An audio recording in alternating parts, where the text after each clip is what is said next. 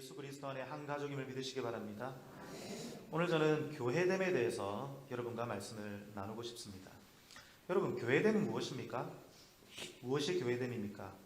여러분은 교회됨을 누리고 계신가요?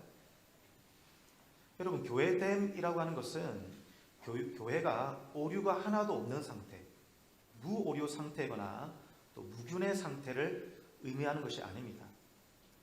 물론 하나님은 오류가 없으신 분이십니다. 여러분 믿으십니까? 하나님은 1.1획도 오류가 없으신 분이십니다. 완벽하시고 완전하시고 온 땅에 충만하신 분이시며 그분의 계획은 항상 베스트인 줄 여러분 믿으시기 바랍니다. 그러나 우리는 어떻습니까?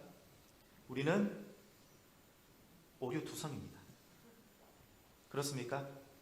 저만 그런가요? 우리 옆에 있는 분에게 한번 고백해 보시기 바랍니다. 저는 오류투성입니다. 여러분, 우리가 옷을 번듯하게 입고 있어서 그렇지 사실 우리 오류투성입니다. 어제 생각과 오늘 생각이 다르고 우리가 계획한들 그 계획대로 되는 것이 거의 없습니다. 그런데 하나님께서 오류투성이인 우리를 교회로 모으셨습니다. 왜 모으셨을까요? 그 이유는 오류투성이인 서로를 바라보면서 세상은 정죄하지만, 세상은 무시하지만 교회는 그러지 말라는 것입니다. 교회는 오류투성이인 사람들이 모여서 서로 사랑하는 것입니다. 여러분, 사랑함이 교회됨입니다. 교회됨은 사랑함입니다. 사랑의 기초는 신뢰입니다. 저 사람이 부족해도 그 사람을 신뢰하는 거예요. 그래서 여러분, 신뢰와 사랑이 교회됨인 것입니다. 그리고 사실 우리가 이곳에 모여서 예배를 드리지만 우리 혼자서도 예배할 수 있습니다. 그렇죠? 근데 왜 하나님은 교회로 불러서 공동체가 되어서 예배를 하라고 하는 것입니까? 연약한 사람을 보듬어주고 부족한 사람을 안아주고 내 마음에 들지 않지만 신뢰하면서 서로 사랑하여 하나님께 나아가라라고 하시는 하나님의 뜻이 이 교회됨 안에 숨겨져 있다는 것입니다. 여러분, 세상과 교회의 지향점은 완전히 다릅니다. 세상의 지향점은 잘하는 것입니다. 성공하는 것입니다. 실수를 줄이는 것입니다. 그런데 교회의 지향점은 그런 것이 아닙니다. 교회의 지향점은 잘하는 것 좋죠. 그러나 그것이 지향점이 아닙니다. 실수를 줄여야 합니다. 그러나 그것이 지향점이 아닙니다. 교회의 지향점은 함께 걸어가는 것입니다. 서로 사랑하며 뒤처지는 사람이 있다면 손을 잡아주면서 함께 어깨동무하고 함께 걸어가며 서로 사랑하는 것, 진리 안에 그리고 하나님의 성령 안에 사랑 안에서 우리의 문제가 있지만 우리 교회 안에 문제가 있지만 그 문제를 하나하나 천천히 해결해 가는 것, 해결이 먼저가 아니라 사랑이 먼저인 것. 그럴 때에 세상이 교회를 보면서 하나님을 보게 될 것입니다. 세상이 하나님을 알게 된다는 것입니다. 여러분, 우리 교회가 그런 교회 되기를 축복합니다. 그런 교회됨을 누리는 우리 마산해영교회 되기를 축복합니다. 오늘 말씀해 보면 초대교회가 나옵니다. 초대교회 중에 장자교회였던 예루살렘 교회가 나오는데 이 예루살렘 교회 안에 문제가 있었다는 겁니다. 갈등이 있었다는 거예요. 파벌이 있었다는 것입니다. 헬라파 유대인들과 히브리파 유대인들 사이에 아주 심각한 갈등이 있었던 것 같습니다. 이 갈등이 심해져서 파벌처럼 여겨지고 파벌 싸움이 되어가지고 감정 싸움에 이르게 되었습니다. 이 싸움이 얼마나 컸는지 여러분, 자 2절을 보십시오. 2절을 보면 12사도가 다 같이 모였습니다. 그리고 모든 제자를 불러 모았죠. 그래서 온 교회가 이 문제를 해결하고자 하는 것입니다. 여러분, 저는 성경을 읽으면서 신기했습니다.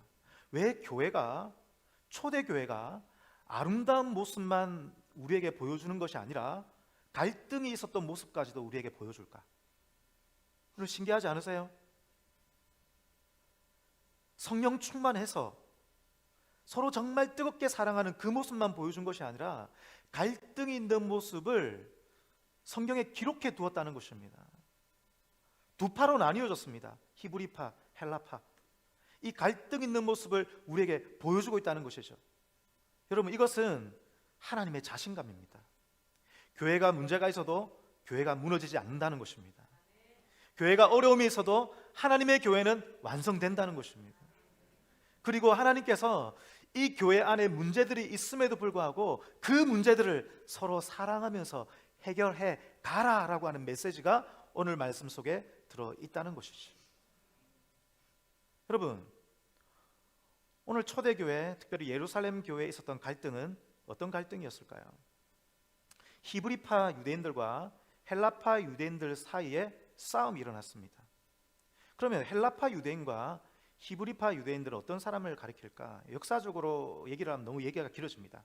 간단하게 말씀을 드리면 히브리파 유대인들은 유대 본토에서 태어난 사람들입니다. 그러니까 뼛속까지 깊이 이 유대교에 젖어 있는 사람들이죠. 아주 전통적인 사람들. 그리고 예루살렘 교회의 주류를 이뤘던 사람들입니다. 기득권이죠. 기득권. 헬라파 유대인들은 누구냐? 헬라파 유대인들은 해외파입니다. 외국에서 태어나서 자라난 사람들이 예루살렘으로 오게 된 것이죠. 그러니까 문화가 다릅니다. 옷 입는 스타일도 다릅니다. 외국에서 오래 살았고 어쩌면 자기 선조들부터 외국에서 자랐기 때문에 가치관이 완전히 다릅니다. 우리나라 사람 가치관과 미국 사람의 가치관이 완전히 다르잖아요. 이것처럼 히브리파 사람과 헬라파 사람들의 가치관은 천지 차이입니다. 입는 옷도 다릅니다. 일하는 방식도 다릅니다. 완전 다른 것이죠. 그런데 헬라파 사람들은 나중에 들어온 사람들이죠. 기득권이 아닌 거예요. 그런데 이들에게 어떤 문제가 발생했느냐? 과부를 어떻게 섬기느냐, 이 문제 때문에 이 교회 안에 싸움이 일어났습니다. 1절을 보겠습니다. 1절 다 같이 읽겠습니다. 시작.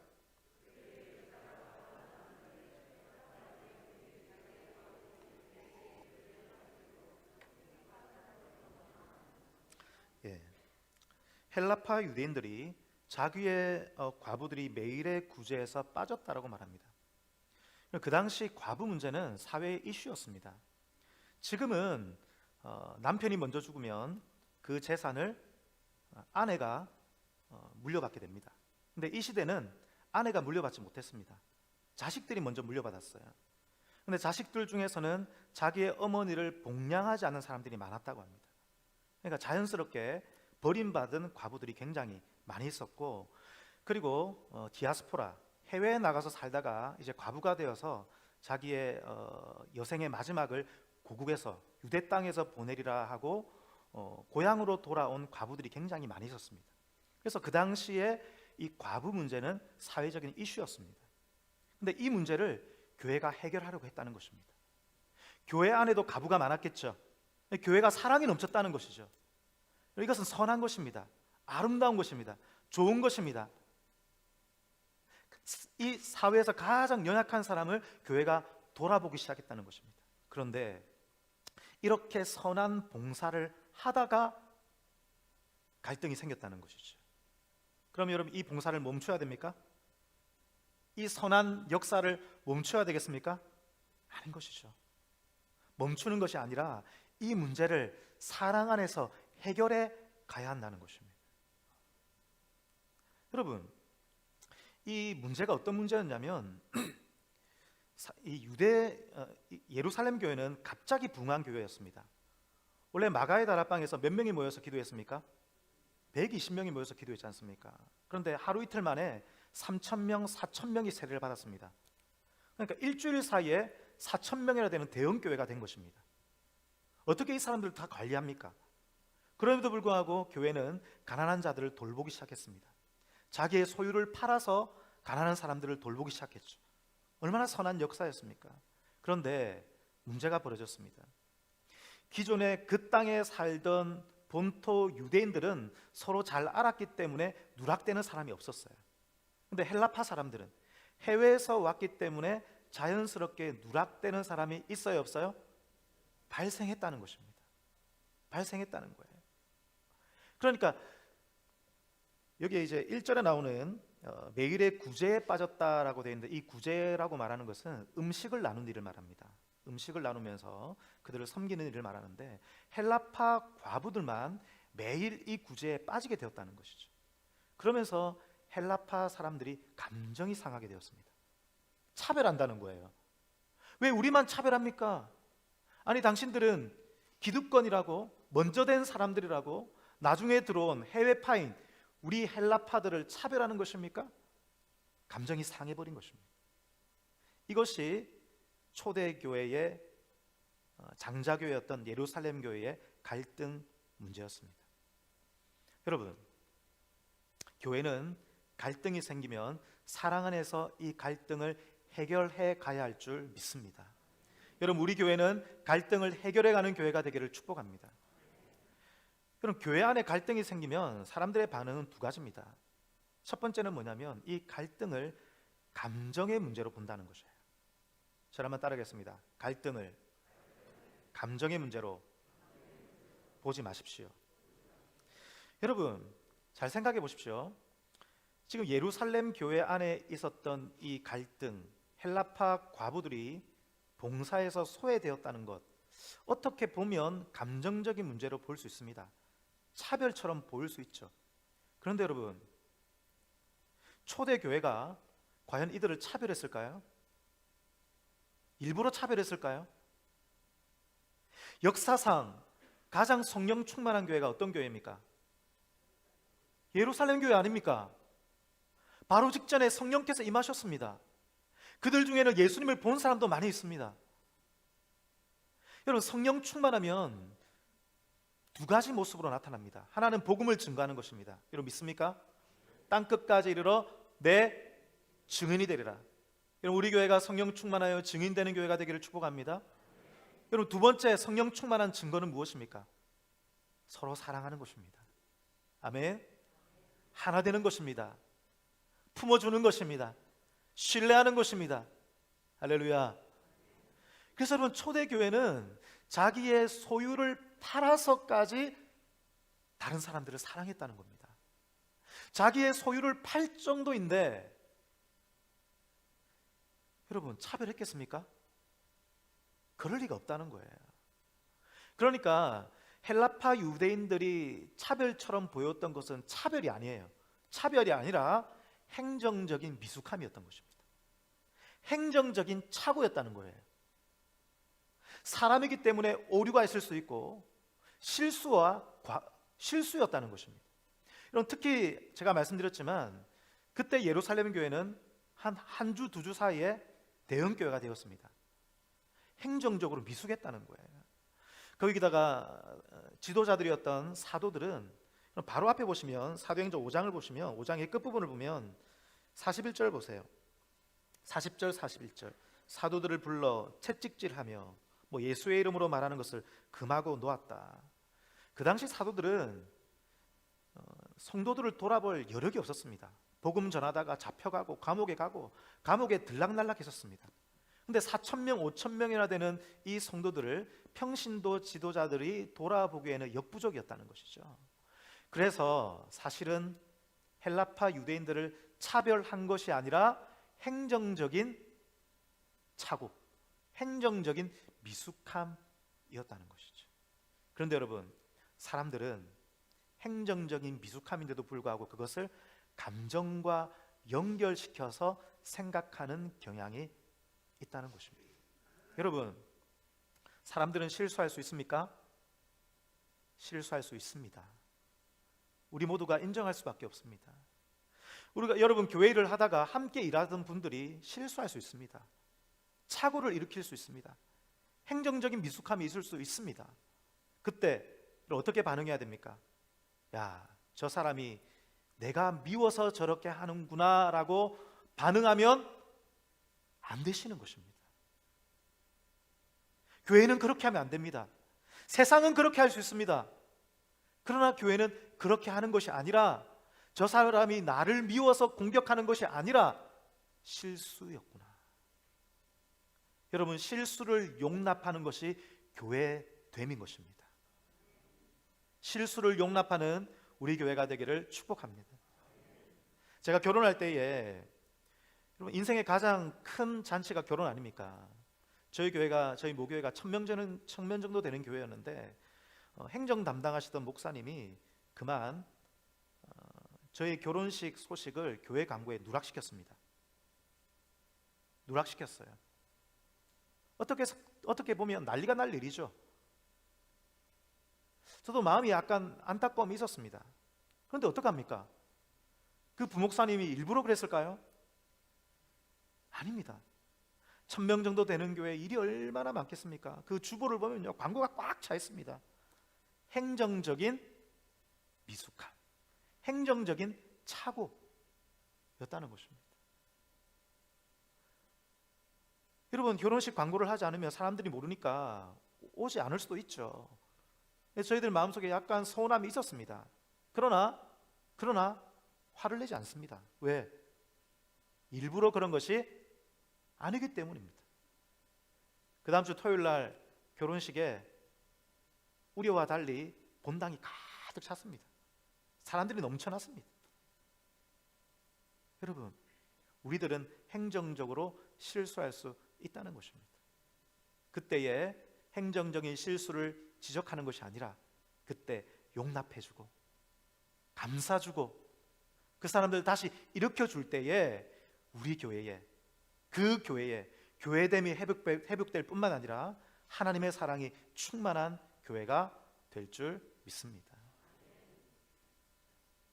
어떤 교회에 여전도에 싸움이 붙었습니다. 싸움의 내용을 제가 가만히 들어보니까 뭐 때문에 싸우냐면 한 20년, 30년 전에 자기 딸 결혼식 때 축의금을 냈는지 안 냈는지 그 문제 가지고 20년, 30년 전입니다.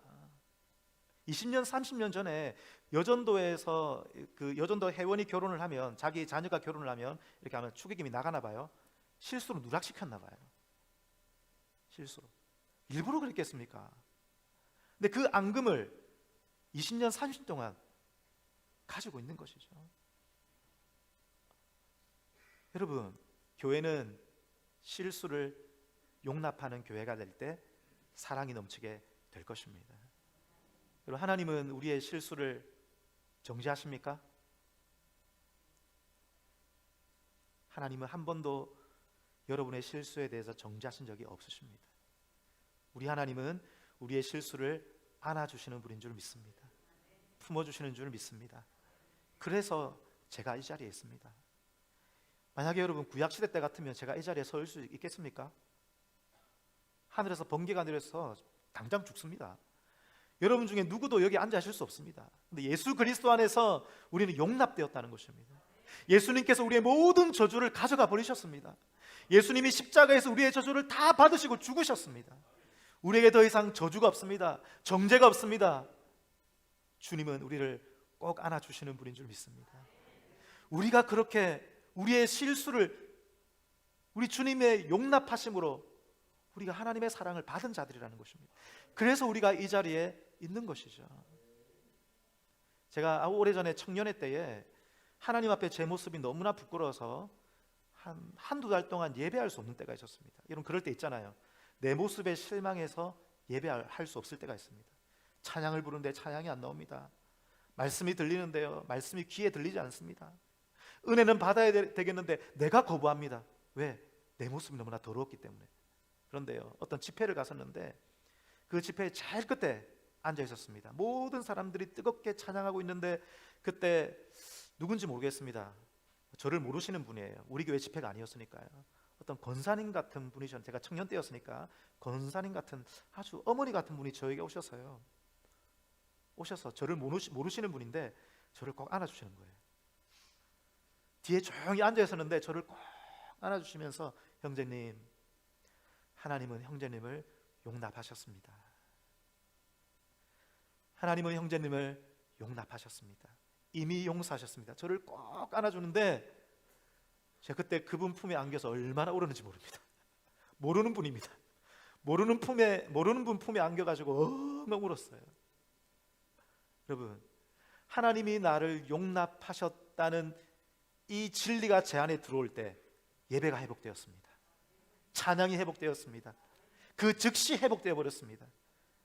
여러분, 우리 교회도 다른 분의 실수를 내가 용납해 준다면 그분이 하나님께 더 뜨겁게 나올 수 있지 않겠습니까? 그분의 예배가 열리지 않겠습니까? 우리의 용납함이 그 사람을 살리는 용납이 되지 않겠습니까? 여러분, 우리 교회는 실수를 용납하는 교회가 되기를 축복합니다.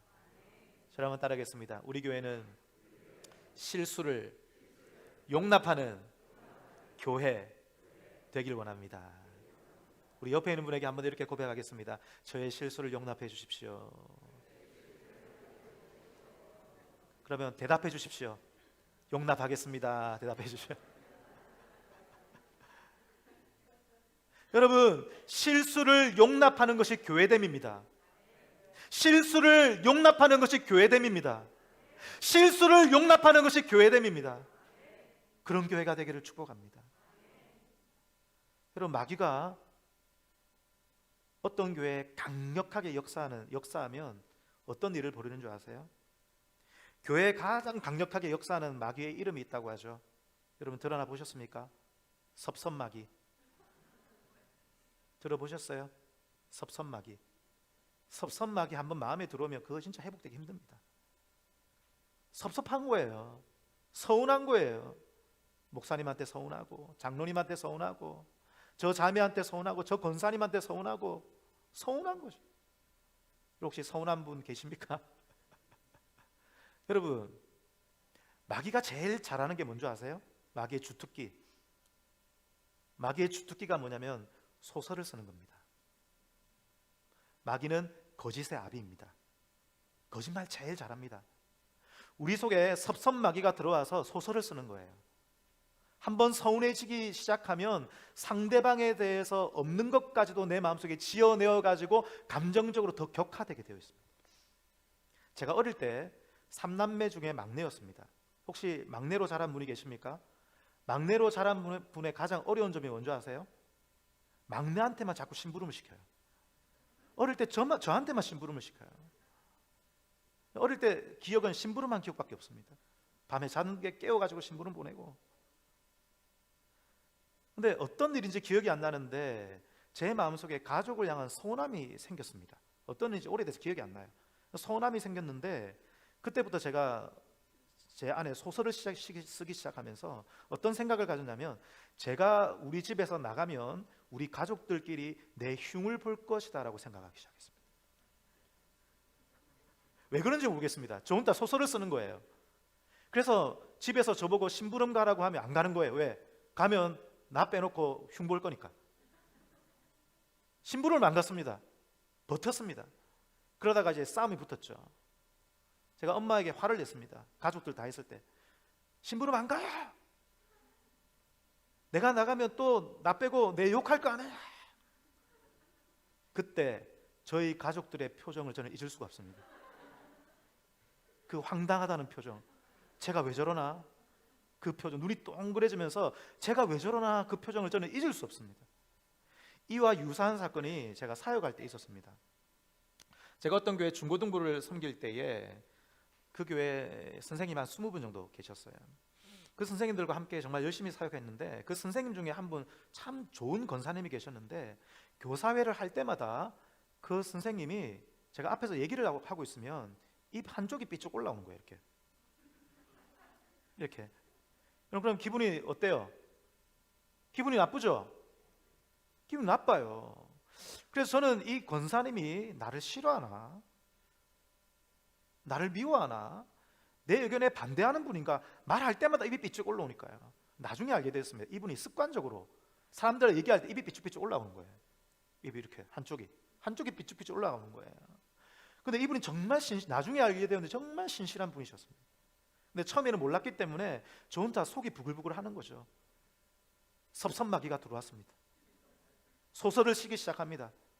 저 권사님이 나를 싫어하는 게 분명해. 내가 말할 때마다 반대하는 게 분명해. 저 권사님이 나를 미워하는 거예요. 분명해. 토요일쯤인가 어떤 교회 중고등부 사역을 하다가 저도 모르게 그게 말이 나왔어요. 실수를 한 거죠. 제 안에 감정이 막 이렇게 커지기 시작했으니까 저도 모르게 입 밖에 낸 거예요. 어떤 사건인지 기억이 안 나는데 권사님에게 권사님 원래 저 좀 싫어하잖아요. 그렇게 말해버렸어요. 저는 그때 그 권사님의 표정을 잊을 수가 없습니다. 권사님 눈이 동그래지는데 제가 그 표정 알거든요. 정말 놀랄 때, 정말 황당할 때 하는 표정. 그리고 제가 직감적으로 알았습니다. 아, 내가 오해였구나. 직감적으로 알았습니다. 오해였다. 그리고요, 그날 밤에 잠을 못 잤습니다. 제가 부끄러워서. 목사가 된 제가 성도를 오해하고 저 혼자 소설을 쓰고 사랑하지 못하고 정죄하고 부끄러워서 잠을 못 잤습니다. 잠이 안 오는 거예요. 그 다음 날이 주일이었는데 제가 그날 주일날 사회를 보았습니다. 설교는 담임 목사님이 하셨죠. 사회를 보는데 앞에 나와서 사회를 보는데 그만 눈물이 터지고 말았습니다. 성령께서 제 마음을 감동하시는데 그냥 별것 아닌 멘트였습니다. 뭐 찬송가 몇 장 부르겠습니다 하는데 감정이 터져버렸어요. 혼자서 사회보다가 엉엉 울었어요. 성도들이 전부 다 저를 보면서 제가 왜 저러나. 성경 봉독하다가 울었습니다. 감정을 주체할 수가 없었습니다. 예배가 끝난 후에 권사님 찾아가서 권사님 앞에 무릎을 꿇었습니다. 권사님, 좋은 차 오해했습니다. 권사님, 용서해 주십시오. 저의 미숙함입니다. 권사님 용서해 주십시오. 그러니까 권사님, 목사님 왜 이럽니까? 왜 이럽니까? 권사님이 저하고 안고요 엉엉 울었습니다. 여러분, 여러분의 마음을 빛 가운데 드러내시기 바랍니다. 진리 가운데 드러내기를 축복합니다. 그러면 우리 마음속에 미움의 정체가 뭔지 여러분 보게 될 것입니다. 여러분, 그 미움이 다른 사람의 실수 때문에, 어떤 착오 때문에, 어쩌면 사고방식이 다르거나 일의 방식이 다르기 때문에, 다른 것은 틀린 것이 아니잖아요. 다르기 때문에 내 마음에 생겨난 미움일 수 있습니다. 근데 마귀가 그 미움을 사로잡아서 소설을 쓴다는 것이죠. 여러분의 마음을 빛 가운데 드러내기를 축복합니다. 성령의 조명을 받기를 축복합니다. 그리하여 그 미움의 정체를 드러내고 예수의 이름으로 내 속에 있는 미움은 떠나갈지어다, 여러분 선포하기를 축복합니다. 여러분, 진리 되신 주님은 우리에게 말씀하십니다. 혹 의도적으로 나를 공격한 원수가 있을지라도 그 원수까지도 사랑하고 너희를 핍박하는 자를 위하여 기도하라 말씀하십니다. 여러분, 의도적으로 나를 공격한 사람이 있다 할지라도 우리가 그들을 용서하는 하나님의 사람이 되기를 축복합니다. 여러분, 용서는, 오해하지 마십시오. 용서는 감정으로 용서하는 것이 아닙니다. 사람들은 이렇게 생각합니다. 내가 용서를 하려면 내 마음이 편해져야 용서할 수 있다고 생각하죠? 아닙니다. 여러분, 오해입니다. 용서는 내가 결정하는 것입니다. 내 마음이 편해질 때, 용서할 만한 마음의 여유가 생길 때 용서하는 것은 세상 사람들이 하는 거예요. 우리들은 용서하라 말씀하신 주님의 명령에 순종하는 것이 용서입니다. 그래서 여러분의 감정이 편해지지 않을지라도 이를 악물고 이를 부득부득 갈면서 눈물을 머금고, 주님 정말 화가 나는데 주님의 말씀이니 내가 용서하겠습니다. 결단인 것입니다. 여러분이 먼저 그렇게 이를 악물고 결단하면 그때부터 하나님께서 여러분의 마음을 만지시는 거예요. 순종이 먼저입니다. 순종하면 하나님께서 성령으로 여러분의 마음의 빛 가운데 드러내어 주실 것입니다. 그러면서 시간이 좀 걸리겠지만 하나님께서 여러분의 마음을 풀어주신다는 거예요. 풀어주신다는 것입니다. 여러분, 우리 교회가 다른 사람의 실수를 용납하고 혹 나를 의도적으로 공격한 사람일지라도 그 사람을 사랑하고 용서하는 교회됨이 회복되는 우리 교회가 되기를 축복합니다. 여러분, 이것이 교회 안에 갈등이 일어날 때 첫 번째 나타나는 현상입니다. 두 번째는 뭐냐면, 교회 안에 갈등이 생기면 무용론에 빠지게 됩니다. 무슨 말이냐면, 갈등이 생기니까 하지 말자는 거예요. 내가 일을 해보니까 힘들더라. 육체적으로 힘든 거는 내가 괜찮은데 감정적으로 너무 힘든 거예요. 감정적으로 감정 노동이 너무 심한 거죠. 그래서 내가 이것을 하느니 그냥 하지 않겠다, 뒤로 물러나겠다. 일을 해보니까 자꾸 문제가 생기니까 일을 하기보다는 나는 그냥 뒤에서 지켜보겠습니다, 기도만 하겠습니다, 이런 사역 무용론에 빠지게 된다는 거예요. 여러분 이것은 우리가 가장 경계해야 될 것입니다. 여러분 마귀가 왜 교회에 갈등을 일으키겠습니까? 서로 감정 상하게 하는 게 그들의 목적입니까? 아닙니다. 교회의 기능을 상실시키는 것입니다. 교회가 아무것도 하지 않는 조용한 교회로 만드는 거예요. 화석화시키는 것입니다. 자, 여러분 오늘 말씀을 한번 보십시다. 1절에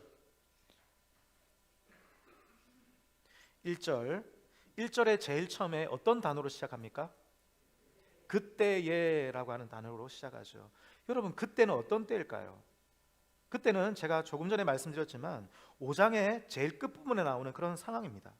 5장의 끝부분은 초대교회에 핍박이 일어났습니다. 사도들이 잡혀갔습니다. 두들겨 맞았습니다. 다시는 예수님의 이름으로 전하지 마라, 경고를 받고 나왔습니다. 그렇게 외적인 공격, 교회를 향한 외적인 공격이 있는 그때에라고 말하죠. 그때에. 다시 1절을 보십시오. 1절 그때에. 그 다음에 뭐라고 말합니까? 시작. 예, 이까지요. 외적인 공격이 있었습니다. 그런데 교회는요 어떻게 되었습니까? 제자가 더 많았다. 할렐루야. 외적인 공격이 교회를 무너뜨릴 수 있다 없다? 없다는 것입니다. 여러분 이것이 교회의 능력입니다. 그리고 5장에서는 교회의 외적인 공격에 대해서 말했다면 6장은 교회의 내적 갈등을 말합니다. 교회 안에 내적인 문제가 있었다는 것을 말하는 것이죠. 바로 헬라파와 그리고 히브리파 사이의 싸움 문제였죠. 그런데 6장을 마무리하면서 7절 보겠습니다. 7절 다 같이 읽겠습니다. 시작.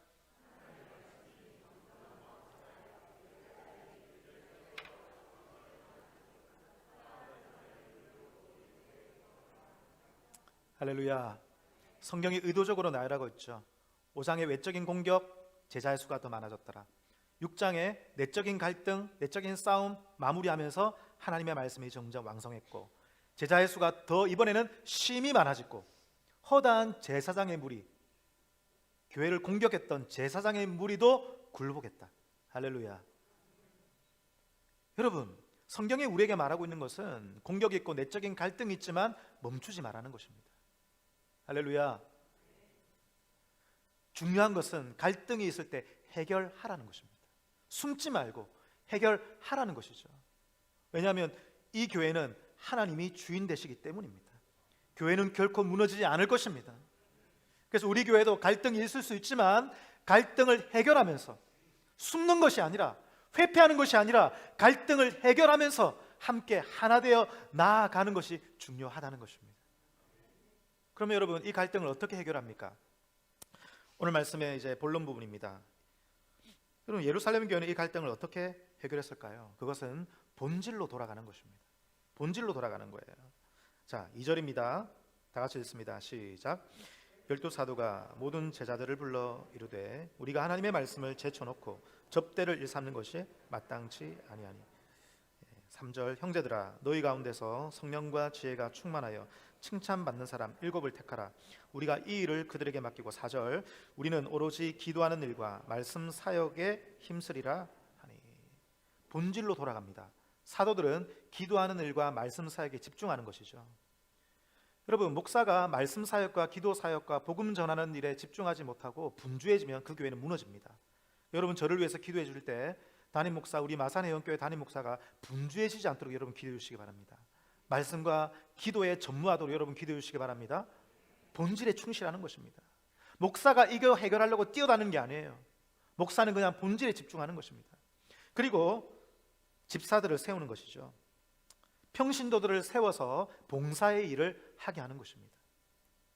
그래서 3절에 보면 성령과 지혜가 충만하여 칭찬받는 사람 7을 택하였다는 것입니다. 그래서 이들로 하여금 봉사의 일을 하게 했다는 것이죠. 여러분 교회에서 사역, 교회에서의 봉사의 본질은 무엇입니까? 그것은 사랑인 줄 믿으시기 바랍니다. 여러분 본질에 집중하시기 바랍니다. 여러분의 봉사와 사역이 사랑으로부터 나오기를 축복합니다. 그래서 이 7명의 집사를 뽑습니다. 여러분 잘 아는 말씀이죠. 7명의 집사를 선택합니다. 그런데 7명의 집사를 선택했는데 그 사람이 누구인지 여러분 5절입니다. 한번 보십시오. 5절. 자, 누가 나옵니까? 스데반, 빌립, 브로고로, 니가노르, 디몬, 바메나, 니골라 나오죠. 이 사람들이 누구일까요? 잘 모르겠죠. 그래서 제가 알려드립니다. 이 사람들이 누구냐면, 이 사람들의 이름을 연구해 보면 이 사람들은 전부 다 이 이름이 헬라 이름입니다. 헬라식 이름입니다. 이런 빌립, 스데반도 헬라식 이름이에요. 이런 유대식 이름인 줄 알았죠. 헬라식 이름입니다. 무슨 말입니까? 헬라파와 히브리파가 첨예하게 대립할 때 히브리파가 어떻게 했다는 거예요? 양보했다는 겁니다. 12사도는 하나님이 친히 세우셨습니다. 그죠? 하나님이 친히 세우셨습니다. 그런데 제자들은 성도들이 세웠습니다. 그들의 의견이 반영되었어요. 의견이 반영되었는데, 여러분, 여와 야가, 우리나라 정치권에서 여와 야가 어떤 그 의견을 모을 때도 홀수로 정합니다. 7명 정해가지고 다수결로 할 수 있도록 정하죠. 그죠? 그래서 그 한 명을 더 누가 우리 쪽 사람을 한 명으로 하느냐, 그게 가장 이슈 아닙니까? 그런데 오늘 말씀을 보면 7명 전부 다 헬라파를 세웠다는 거예요. 놀랍지 않습니까? 놀랍지 않으세요? 여러분, 히브리파 사람들은 기득권이었습니다. 본토에서 난 사람, 예루살렘의 주류였습니다. 그런데 그들이 7명 모두를 헬라파 사람, 교회의 첫 집사로 세우면서 무엇을 보여주는 것입니까? 우리는 차별하지 않는다는 것. 차별하지 않는다는 것을 보여주었다는 것입니다. 나중에 온 사람들을 배척하지 않는다는 것을 보여주었다는 것입니다. 여러분, 놀랍지 않으세요? 여러분, 교회는 어떤 교회가 좋은 교회입니까? 나중에 오는 사람들이 쉽게 들어오는 교회가 좋은 교회입니다. 아멘. 어떤 교회가요? 나중에 들어오는 사람들이 쉽게 들어오는 교회가 좋은 교회인 거예요. 그래서 여러분, 좋은 교회는 들어오기는 쉽고 한 번 들어오면 못 나가는 교회. 한 번 들어오면 어떤 교회? 못 나가는 교회. 한 번 들어오기는 쉬운데, 들어오면 이 교회가 너무 사랑하고 따뜻하고 너무 좋아서 중독이 돼가지고 나가지 못하는 교회. 여러분, 제가 우리 교회 와서 중독됐거든요. 우리 교회 너무 좋습니다. 따뜻합니다. 할렐루야. 들어오기는 쉽고 나가기는 어려운 교회가 좋은 교회인 것입니다.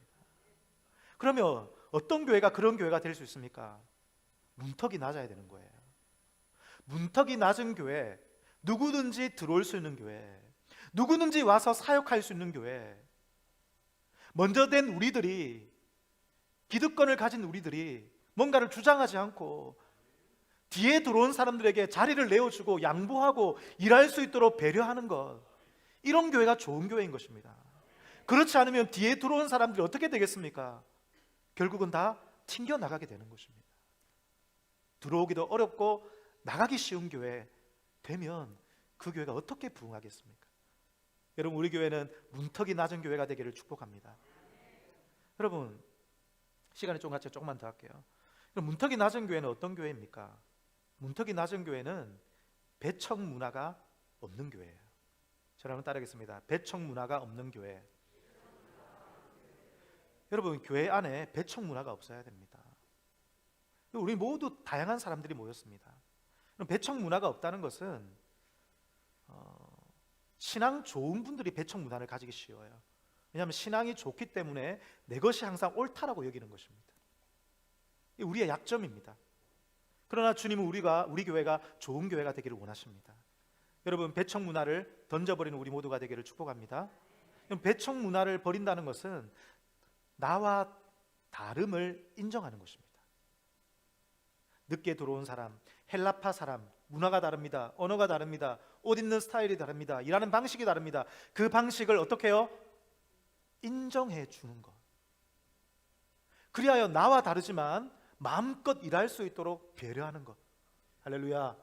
이것이 바로 배척 문화를 버리는 거예요. 버리는 것입니다.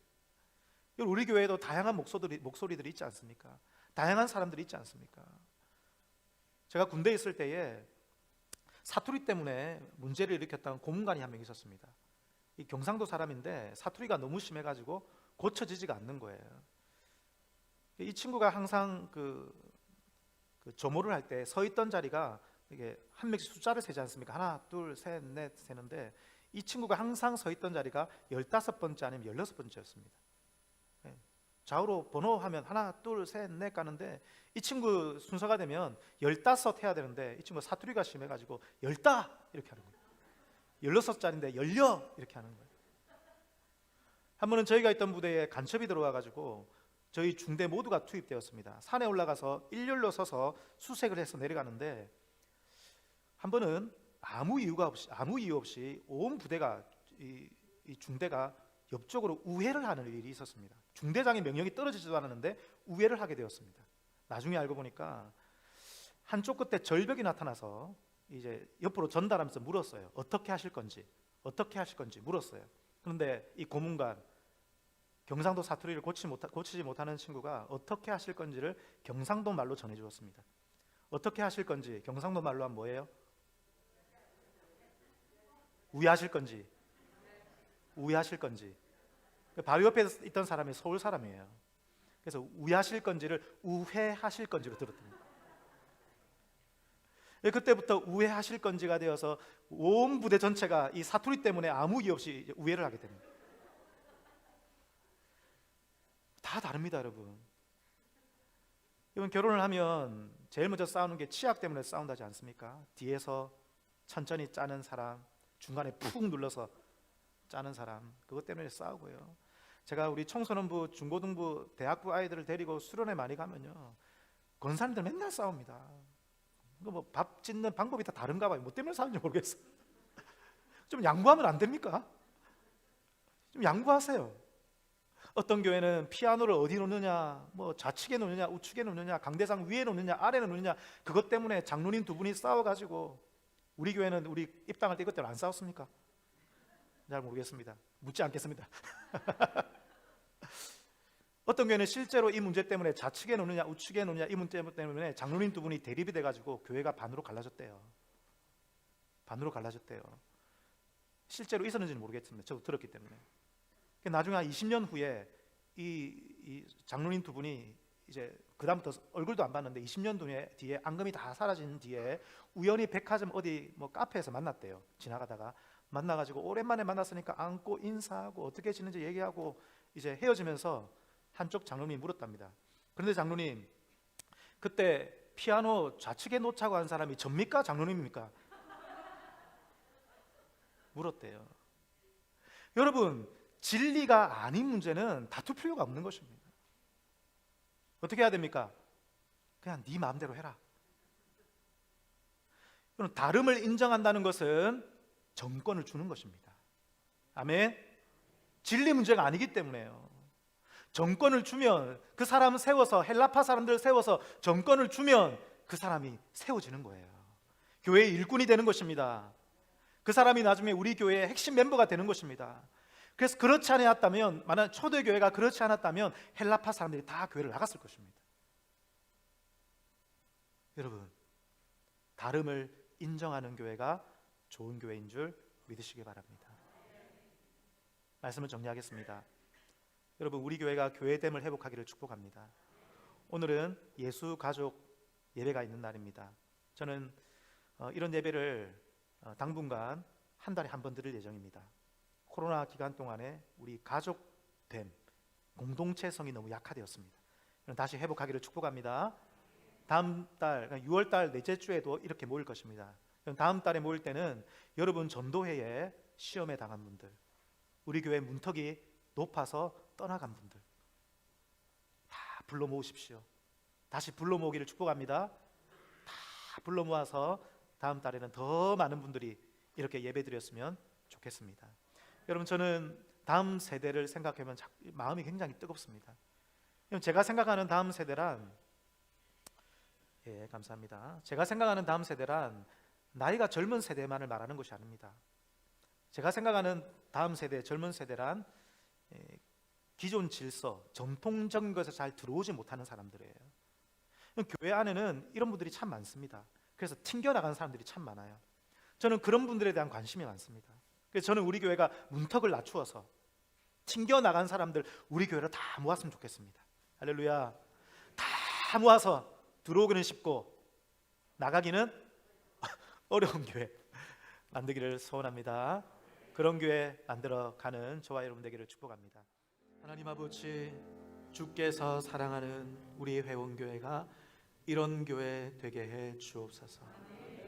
들어오기 쉬운 교회, 문턱이 낮은 교회, 누구나 올 수 있는 교회, 그러나 한 번 오면 못 나가는 교회, 한 번 오면 우리 교회 예배에 중독되게 하시고 우리 얼굴에 보여지는 나타나는 사랑에 중독되게 하시고 예수님께 중독되게 하셔서 세상에서 가장 교회가 우리 회원교회임을 기억하고 여기에서 절대 나갈 수 없는 우리 교회 되게 해 주옵소서.